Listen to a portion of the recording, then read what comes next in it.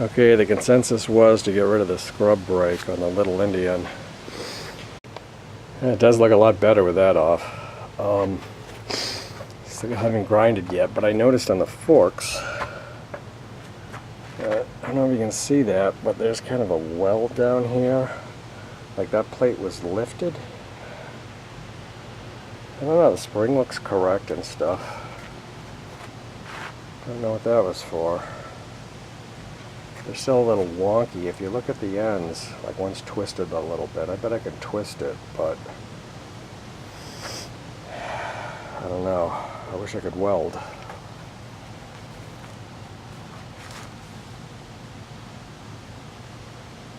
That one doesn't look bad.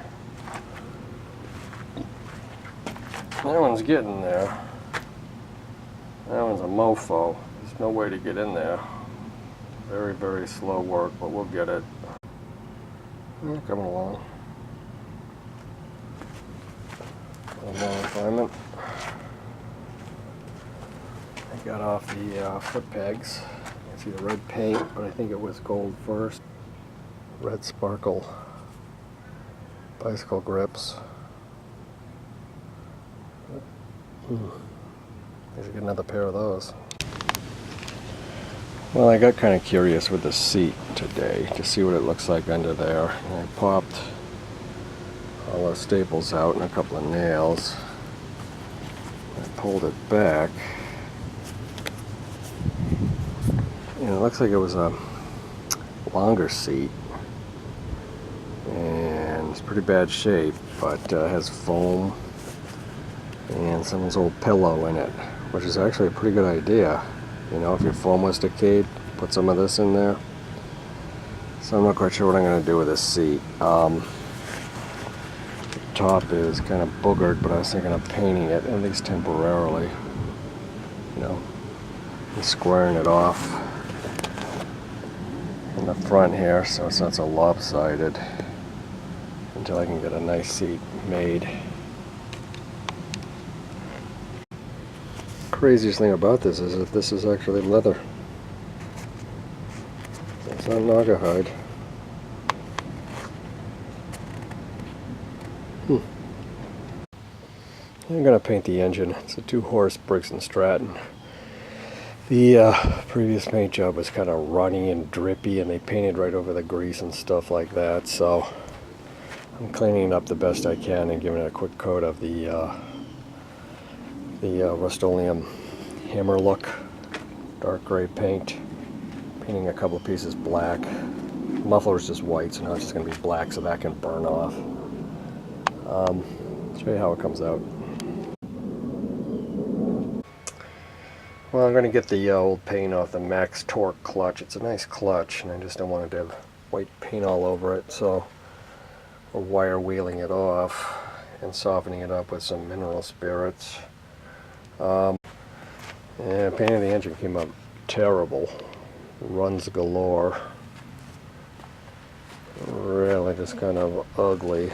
So I'm going to do some sanding. Gonna let it dry for a long time. Then we'll sand it out and see if we can get a better coat to it. There's the bottom of the gas tank. That was all putty. But the top looks okay. Sorry about the light. Ugh. Disappointing. It's okay for now. Pulled the front end off to have a look. I know why it's crooked now. I don't know if you can see that, but pretty much every weld here, here, here, and here I've kind of let go. So it needs to be re-welded, but I guess that's kind of a good thing because it's not really out of alignment. You can tweak it back into alignment just by twisting the bars.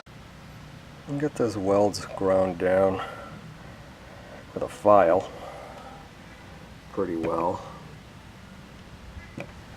Another thing I noticed was, tell me if you can notice it. Yeah, one foot peg's longer than the other. Another thing I noticed was, let's see if I can get you in the light here, is that the bushing's broken in the bottom, but there's some play in there. I mean, I could replace those. Those don't look like anything special. Top one's intact, but I'm sure it's still worn. I got a new spring coming for it.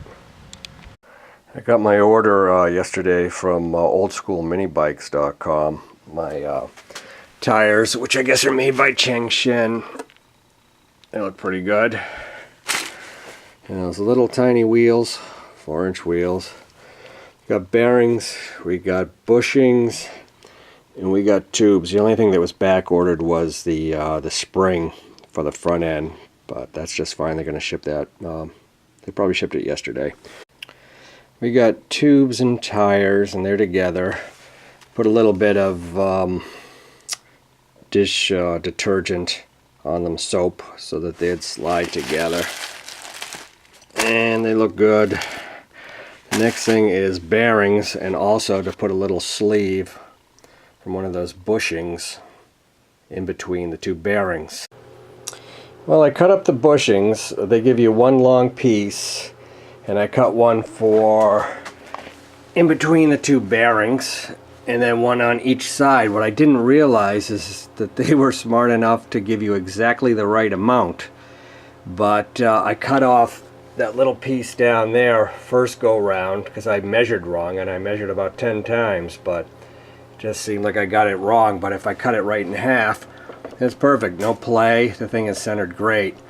So I put the ones I cut a little too much off on the front, and that seems to fit.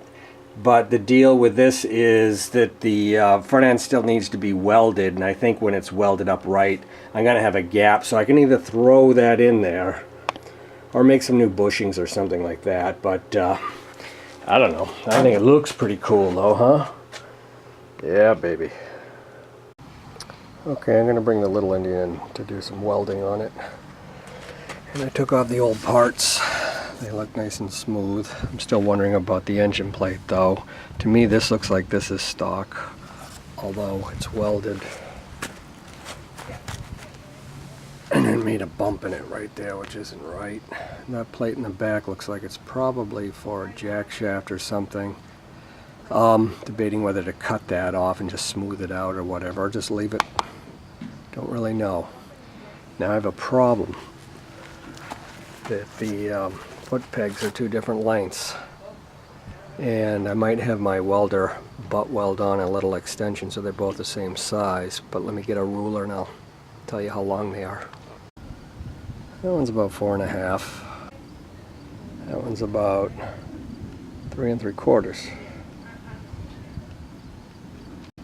I'm wondering how I'd go about fixing this. I was thinking if it was sliced or something, it could be welded back together, then ground down.